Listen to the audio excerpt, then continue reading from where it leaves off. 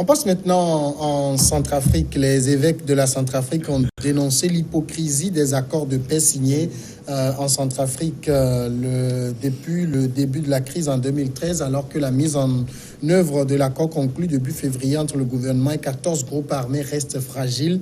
Le peuple est fatigué par l'hypocrisie qui caractérise la signature des différents accords qui ont eu lieu dans ce pays, ont écrit les évêques de Centrafrique dans un communiqué publié dimanche à l'issue d'une session de la conférence épiscopale centrafricaine. Une fois ces accords signés, aussitôt ils sont violés, ont-ils ajouté.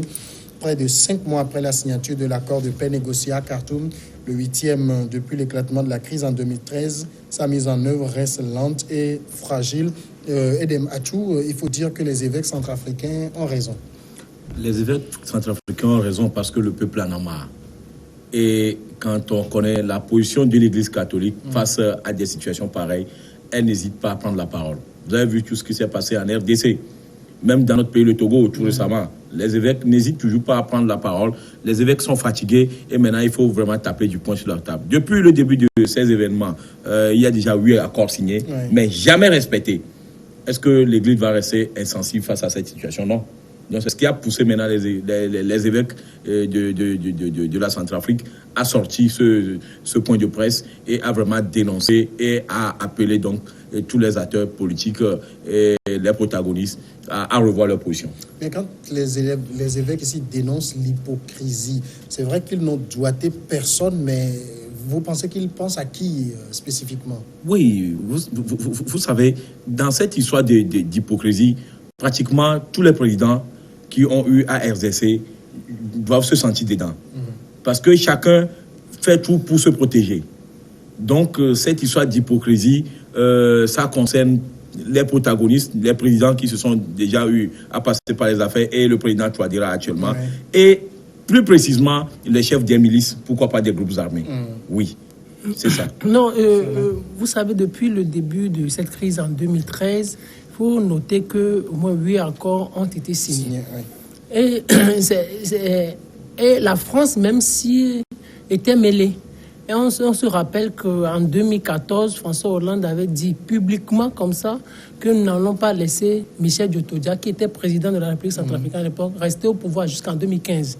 Et on a vu en octobre, il est parti et il doit vivre actuellement au Bénin. Et donc, la situation n'arrivait toujours pas à trouver une issue parce que des gens ne veulent pas que la situation de guerre, entre guillemets, prenne fin. Vous imaginez un pays qui est contrôlé par 80% de son territoire contrôlé par des groupes armés. Un pays qui a assez de milices. Et quand l'Église catholique ou ses évêques parlent d'hypocrisie, c'est en référence au régime et aux milices. Et l'Église a bien précisé que chaque régime est lié à un groupe de milices. Et quand on cite les milices, il y a les abeilles de Jean Bédel, Bokassa à l'époque, il y avait les Caracos de Ange-Félix Patassé, il y a les libérateurs de François Bozizé, et la Séléka, qui est majoritairement musulmane, qui a chassé Bozizé du pouvoir. Donc dans un pays où vous avez tout ça, là, vous allez signer... Aujourd'hui, on parle des requins. Il y a des requins aussi. Donc, les anti-Balaka et autres. Vous allez trouver quelle situation d'accord de paix avec ce pays-là. C'est un pays qui est tellement compliqué. Moi, je me dis toujours que c'est une situation qui arrange les Occidentaux parce que autant la situation est fragile, autant que crépitent les armes, autant on peut ramasser des ressources. On peut ramasser le diamant, on peut ramasser l'or de ces pays-là. Donc, du moment où les Occidentaux sont toujours derrière et essaient de soutenir les régimes qui leur semblent favorables, il n'y aura jamais de paix dans ce pays-là. Les évêques, ils sont fatigués. Ils vont crier. Mais du jour au lendemain, ça va être compliqué. Regardez, la plupart de ceux-là qui sont présidents sont issus de ces groupes de milices. Donc, quand ils viennent là, ils ont leur ennemi direct. Vous imaginez? Vous venez au pouvoir, alors vous allez vous attaquer à qui? Vous allez vous attaquer à ceux-là qui étaient vos ennemis. Vous allez les combattre. Et eux aussi vont chaque fois vous combattre. Il n'y aura jamais de paix. Vous venez au pouvoir, vous allez essayer d'amasser suffisamment de ressources, d'amasser suffisamment de richesses. Et après, vos ennemis vont venir au pouvoir. Vous aussi, vous allez rester quelque part. Donc, les évêques vont crier, mais il y aura toujours des problèmes dans ce pays-là. Donc, personne ne va les attendre. La dénonciation des évêques, elle tombe dans un désert. Dans un désert, parce que ceux qui vont l'appliquer, c'est une question de volonté politique, je continue de le préciser. Vous voyez, ces milices, ces miliciens, les chefs milices, il y a certains qui sont au gouvernement, mais c'est parfois plus rentable d'être chef milicien que d'être au gouvernement parce qu'ils sont collecteurs d'impôts et tout. Donc, les évêques, ils ont bien raison de sortir parce que c'est leur rôle.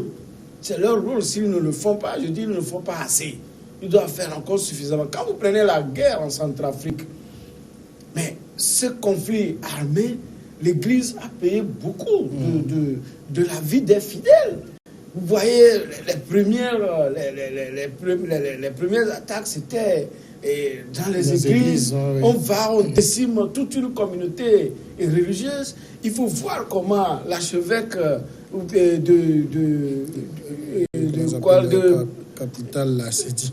Comment il s'appelle, capitale de la Centrafrique. Oui, de la Centrafrique.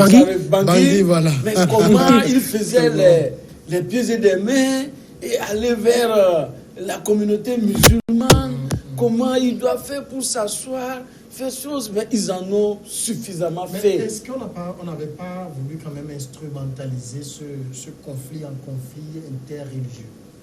Non, oui, c'est ce qui a été fait. C'est ce qui a été fait. Et finalement, ils se sont rendus compte que c'est plus embrasant qu'ils en arrivent là. Donc, aujourd'hui, quand vous voyez, la dernière fois, j'ai suivi un documentaire sur la Centrafrique. C'est un prêtre, je crois, c'est un curé qui a fait la visite et autres, qui a fait le commentaire. Vous constatez, quand vous arrivez ici, là où on dit que c'est les chrétiens, c'est un animiste fort qui prépare les potions pour les gens qui vont au terrain. De l'autre côté, qui disent qu'ils sont des musulmans, il y a des chrétiens dedans. Au fait, aujourd'hui, c'est une question d'intérêt. Et c'est ça qui se passe partout en Afrique. Quand vous voyez tout ce qui est en train de se passer, comment l'appelle-t-on, au Mali, au Burkina également, il y a les groupes d'autodéfense et autres qui sont les propriétés des hommes politiques. C'est eux qui sont la base électorale de ces propriétés politiques. Et puis ils entretiennent, ils leur donnent des soutiens financiers, logistiques. Donc c'est ça. Les gens ont compris qu'arriver peut-être au gouvernement, comme les normes sont en train de s'installer, et les détournements ne sont plus tellement choses, donc ils préfèrent maintenir les groupes de miliciens qui collectent des impôts et qui leur donnent. Alors est-ce que, est-ce qu'on a véritablement, parce que Firmin l'évoquait tout à l'heure, c'est un pays quand même qui semble aujourd'hui être disputé, hein. Il y a les Russes qui sont revenus sur ce pays, il y a les Français dont ça a été le précaré qui ne veulent pas lâcher le pays. On a comme l'impression qu'il y a de gros intérêts pour ces différentes puissances en Centrafrique et il faut occuper les Centrafricains à la guerre pendant qu'eux, ils sont en train de faire leur business. Oui, c'est ce qui se voit, mais personne n'en parle. Parce que la France, si on peut se le permettre, a des intérêts. Et donc, ces intérêts, il faut du coup les préserver. Et comment faire pour préserver ces intérêts? Le diamant, l'or. Il va falloir entretenir des conflits de gauche à droite, surtout que nous, les Africains, on ne veut pas s'entendre.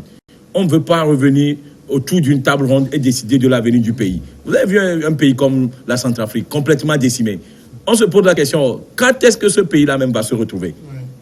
Dans ces conditions-là, on va beau signer des accords qui ne seront jamais respectés parce que des chefs milices, tout ça là, quelqu'un est derrière et dit, mon frère, il ne faut pas accepter parce que quand tu vas accepter, ça ne va pas marcher.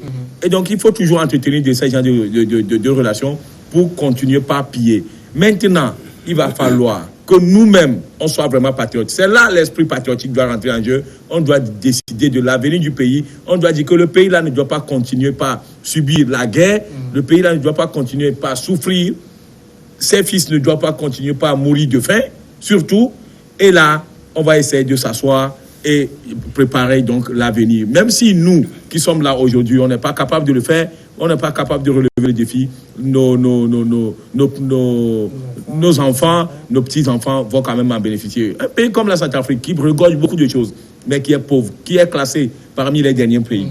Je ne pense même pas qu'on puisse comparer la Centrafrique au Togo. Je connais, j'ai un collègue qui est actuellement en Centrafrique, il me dit, mais on ne peut pas comparer Bangui à Lomé, c'est incroyable. Même l'aéroport de Bangui, c'est incroyable. Alors que c'est un pays richement béni, c'est un pays qui a assez de ressources. Vous imaginez, je voudrais faire observer quelque chose. Et là, je pose la question, est-ce que les ressources constitue un problème de développement pour nos pays africains? Non, c'est comme les ressources constituent une source de malédiction pour les pays africains. Vous demandez demandez-vous ce que cherchent les Français, les soldats français au Nord Mali jusqu'à présent. C'est pour chasser les djihadistes. Officiellement. Donc, vous imaginez la France, ce pays, la France le tient. C'est la France qui décide de ses présidents. Je vous donne deux petits exemples illustratifs. Le premier exemple, je l'ai dit tout à l'heure, c'est Michel Dutodja. François Hollande qui donnait une interview au palais de l'Élysée, qui dit, c'était sa phrase, nous n'allons pas laisser Michel Dutodja rester au pouvoir jusqu'en 2015. Et en 2015, avant 2015, ils ont tenu parole. Regardez comment le président Ange Félix Patassé a été chassé du pouvoir. Par le général Bozizé. Par le général Bozizé. La dernière rencontre avait été tenue à Libreville avec Omar Bongo. Et quand ils étaient sortis, moi je me rappelle toujours l'image, ça m'a marqué, on était en contrat, je me sens marqué. Quand ils étaient sortis de la réunion, mais quand ils devaient prendre la photo de famille, tous les présidents avaient une mine grise. Seul le président Patassé souriait. Il ne comprenait pas ce qui se passait. Donc il prend son avion, direction Bangui. Avant qu'il n'arrive à Bangui, on dit, monsieur, vous n'atterrissez plus. Et c'est comme ça qu'il a été chassé en 2003. Et c'était grâce à Yadema qu'il est venu ici. Donc Yadema l'a accueilli. Et c'est comme ça que Bozizé a pris le pouvoir. Donc, vous connaissez l'histoire de Bokassa. C'est juste dire que tant que la France aura même mis sur ce pays, il n'y aura jamais de paix. Je pense que c'est une situation qui arrange les Occidentaux. Ils vont toujours continuer. Militaire en Centrafrique. Le problème, c'est qu'il y a la Russie qui est là, mais qui n'arrive pas à équilibrer aussi le rapport de force avec la France.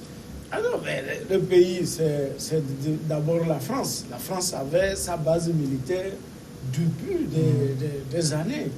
Et la Russie vient d'arriver, donc la Russie aussi va essayer de livrer quelques armes ici et là. Est-ce que le pays rapporte ou bien va rapporter beaucoup à la Russie par rapport aux problèmes qu'il y a dans le Moyen-Orient avec déjà les gens comme l'Asie, la Chine, tout ça là. Il y a une autre bataille là-bas qui est plus importante que ce qui est en train de se passer à Bangui. À Bangui. Oui. Donc il y a le problème de l'Ukraine, tout ça qui est là. Donc ici c'est un épiphénomène pour la Russie. Et les minerais, si on pouvait prier Dieu pour que ça finisse vite, peut-être que c'est la seule chose qui va permettre de libérer, n'est-ce pas, ce pays. Donc finalement, on revient à la conclusion, et c'est les minerais qui sont la malédiction du pays. Oui, effectivement, parce que ça se voit. Tout le monde autour du plateau l'a dit. Nos pays africains, on l'a dit, le Mali, le Nord-Mali, qui regorge quoi? De l'or. Mais on dit, il y a les djihadistes. On ne finit jamais de les chasser. Il faut que nous regardons derrière l'image qui nous est présentée. Désormais, c'est l'analyse que nous devons faire. On dit que Kadhafi était un grand dictateur. On ne voulait plus. Bien sûr, Kadhafi était un dictateur. Un dictateur qui a développé son pays. Mais c'est un dictateur qui a développé son pays. À un moment donné, on a décidé qu'on ne voulait plus de lui. Et on a fait partie aujourd'hui. Qui a décidé? Mais c'est les Occidentaux. Et puis après, on nous dit que c'est le peuple. On va la pause et on revient pour le Togo.